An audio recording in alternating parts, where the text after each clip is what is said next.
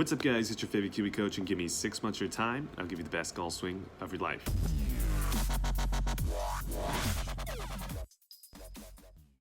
So welcome back to the channel. In this particular video, we have another client before and after video for you, and it's going to be a professional golfer. So if you're struggling with your driver, if you're struggling with maybe getting a little bit too crossed at the top, if you're struggling with the hands moving too far out towards the ball in the transition, and maybe even your right knee moving too far towards the ball, this is the before and after for you. So let's go ahead and get into it. But before we get into the video, I want to give a quick shout out to our sponsor, and that is Kiwi Golf Japan. If you're too busy or you just can't make it out to our locations for lessons, Kiwi Golf Japan is the membership site for you. With over 200 plus videos of golf instruction on the membership site, we have everything you could possibly want. So go ahead and check out that link down below, and now let's get into this analysis. So with this professional golfer, we were able to make some pretty big changes with the backswing as well as the downswing, and we were able to do it in a short amount of time. So in this particular video, I really want to be specific with kind of what were the key domino effect motions that we were able to change, right? What were those early things, early hand path wrist movements that we changed that were able to help us get a lot of the domino effect or a lot of the changes on the downswing. So if you're interested in that, let's go ahead and take a look at the before swing first, then the after swing, then we'll come back and discuss what we're discussing in this particular video. So this will be the before swing.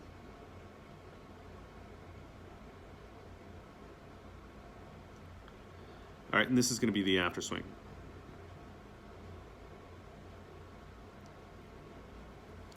So as you can see, there's some pretty massive differences in the backswing and the downswing, and most notably, you guys probably noticed the top of swing position that was able to change. But in this particular video, I want to start off with position 2, work our way up to position 4. Then from there, we'll talk about some of the downswing changes as well, because those were pretty massive in allowing this player to have a lot more control over their shot dispersion. So this pro golfer was struggling with a very similar takeaway that I see a lot of you guys currently do, and it's where you get that club head too far inside too early. Now again, just like the other videos that we've done, the reason why this is an issue is it brings up the large range of motion variable. Whenever the club head is behind the hands this amount, you can't hit the golf ball from here, right? So that means that eventually the center mass of the club head is going to have to align to the center of mass of the hands to be able to hit the golf ball effectively. Now, whether that happens to the backswing or the downswing, there will be a large range of motion event that needs to occur for that to happen. And then on top of that, while you're kind of moving the club head towards the hands, you'll eventually have to stop that movement, right? Or else the club will move out too far and then get too steep as well. So that would be the real summary of a large range of motion variable. And one of the reasons why we would like to reduce that, because if we don't have to move as much, it's much easier to control. The larger the range of motion, the variable it is,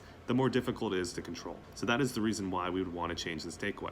As you can see in the after swing, we did a great job of getting the club head in line with the hands as opposed to the before swing. One of the main ways we were able to do this was really just focusing on the radial deviation or the cocking motion. So the earlier that you radial deviate your wrist and the more that you do it, the more likely the club head is to be outside the hands, right? The later that you do it, more likely the club head will be slightly more inside the hands. Now, if you also kind of have a late cock or a late radial deviation move and you pronate your wrist quite excessively, well, then you're going to get the club head way inside as well as way open. So for this particular player, he didn't necessarily do the second option that I just talked about. He more so just had a real late cocking move, and he was getting the club head behind the hands in that fashion. But a lot of you guys at home watching this, most likely you are the players who are also adding on the pronation move and opening up the face angle as well. We see that time in and time again. So if you want to be focusing on getting this club head more in front of the hands, focusing on this radial deviation, I think the feeling that worked for this player was by the time the hands got to the right foot, he was feeling like he had radial deviated the club shaft about 30 degrees. That feel presented a P2 that looked like this. Now, if he really would have done that, he probably would have gotten the club head too far outside. But again, it's that whole feel and real concept that we always talk about. He felt something crazy, ended up being in a perfect spot, right? So that's the takeaway.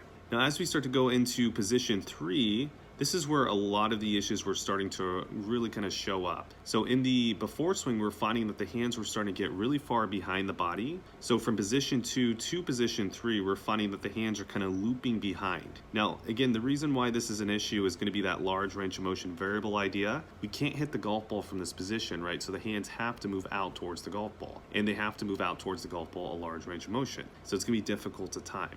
So this is what you'll see throughout throughout most of his kind of backswing, hands looping inside, and then later at P4 you'll also see that the hands were starting to loop out towards the head, towards P4, and then ultimately that made his hands continue to move out towards the golf ball, and then a lot of the issues on the downswing started to happen. If we take a look at the afterswing here, we can see that the hands are more situated right around the shoulder as opposed to behind the shoulder. This is a big key difference because it's going to allow him to kind of continue to move the hands slightly behind him as he moves up towards the top, as opposed to looping the hands towards the head, which he was doing before. All right, so now as we get up to the top of the swing, this is going to be the first kind of major visible change, right? I think the other things that we talked about were very, very key points, but this will be the one that you can definitely see the visual change, and this is what you guys all love to see, right? So as you can see at the very top of the swing, we're now seeing that the club head is a little bit more in that laid off position, so the club shaft is kind of parallel to the forearm. In the before swing, we were finding that the club shaft was going to be much more cross at the top of the swing. Now, one of the main reasons we were able to do that was because we got control over the club head a lot earlier in the takeaway section, hence we didn't get the club head behind the hands. The more and more behind the hands and the more flat the club shaft is earlier in the backswing, the more likely the club shaft and club head is going to want to move towards the head at the top of the swing, and you're going to get more and more cross. That's typically what's going to happen. Now, that doesn't necessarily have to happen, right? You can kind of apply a counter torque and make sure that doesn't happen, but for most people who get too flat too early tend to be a lot crossed or a lot more crossed at the top of the swing.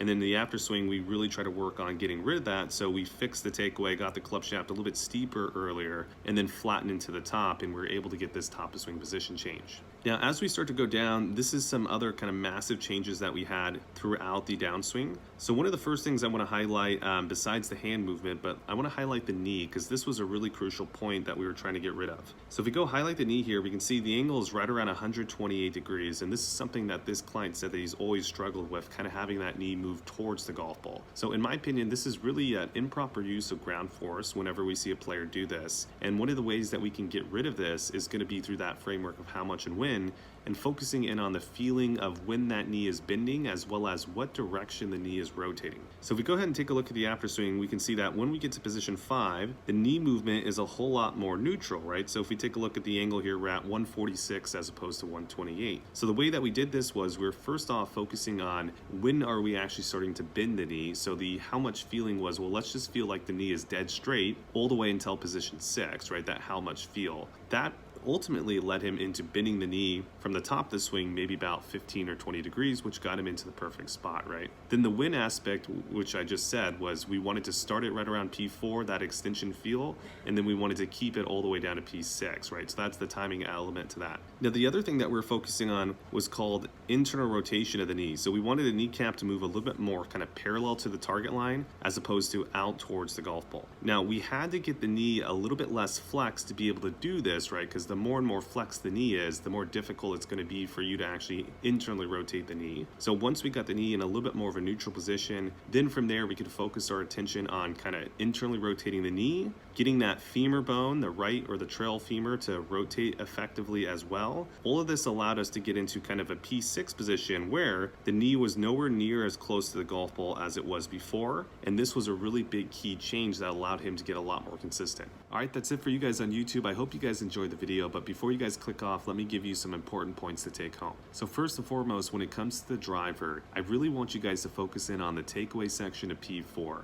A lot of the issues that you see on the downswing can greatly be reduced if you guys actually optimize your backswing. We've seen it time and time again with lessons. It's the domino effect that we talk about. Our clients are always surprised when they actually see it themselves in first person in the lessons, and it's really powerful. So I think a lot of you guys are really quick to jump into the downswing motions, which I know is a lot more fun to work on, and as well it's going to make your swing maybe potentially even better. But I honestly think that the best approach, especially when you have a lot of issues going on in your golf swing, starting off earlier in the backswing is the best approach, focusing on the hands and the club shaft, and you're probably going to get that massive domino effect on the downswing. Last, when it comes to large range of motion variables, this is something you absolutely want to avoid. You don't want to start getting the center mass of the club head and the center of mass of the hands misaligned drastically anywhere throughout the golf swing, because it takes a massive redirection move to realign those, and then also it takes another counter torque to stop that movement in that direction so that you don't overdo it. So it's really difficult to control, especially if you're not hitting a lot of golf balls. So I want want you guys to try to avoid that. If you guys are still struggling with your guys' golf swings, well, that's completely fine. Make sure to check out our Kiwi Coach 6-month program. I'd love to help you guys out. We're actually running out of spots, and we'll probably be, completely out of spots in about 2 months' time. So now would be the time to sign up if you guys have been thinking about it, if you guys have been on the fence. Sign up now before the spots go away. Sign up for the membership as well. It really supports this channel, and I'll see you guys in the next video.